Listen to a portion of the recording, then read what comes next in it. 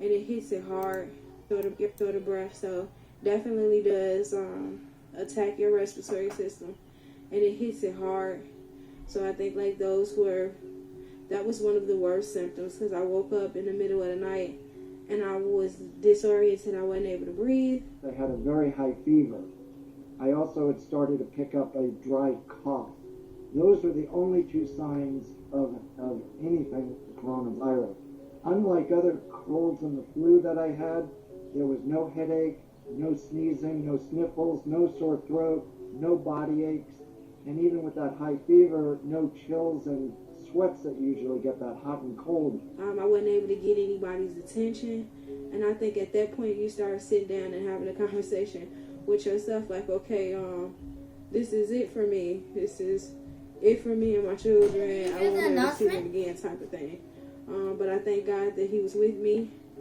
Was able to wake him up, wake my husband up to let him know that something wasn't right. Biocontainment was weird. I spent 10 days in there. I was hooked up to all kinds of monitors.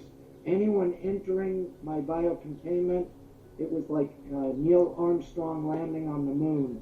They had full biocontainment suits on, 3 layers of gloves, a motor in their back to provide air, duct tape all around, sealing off anything that could possibly expose themselves.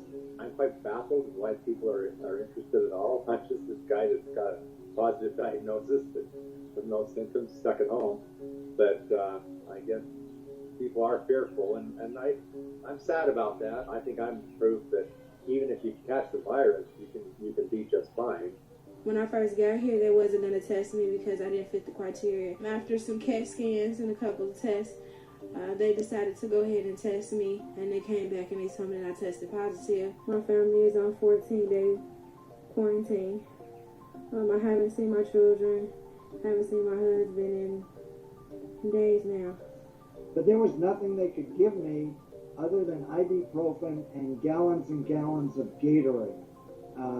I kid that I have been through every flavor of the rainbow of Gatorade multiple amounts of times. The light blue is the bomb. Stay away from the grape, that's nasty. There is no treatment for coronavirus. So what they're treating is they can treat a symptom. So if I have a fever, they can treat it with Tylenol. If I have a cough, they can treat it with cough medicine. But my body has to fight it off. So I have to take the time to rest. I'll make sure that I'm trying to keep down as much food as I can and let my body do its job. I've been here, I think I lost about 15 pounds. So I don't know what I'm going to be looking like when I get up out of here.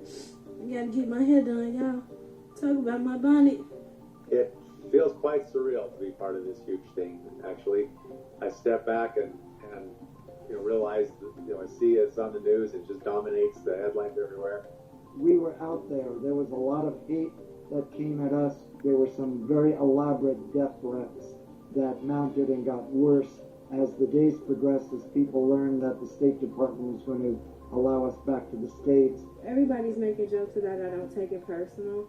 I think the only thing that kind of bothered me was like to see myself on the news, to see my local news station, speak of this situation, but not even know wholeheartedly like what was going on. It's a lot scarier when you see it on the TV or when you read about it than what it actually is. But I'm not gonna sit up here and pretend like it's a joke.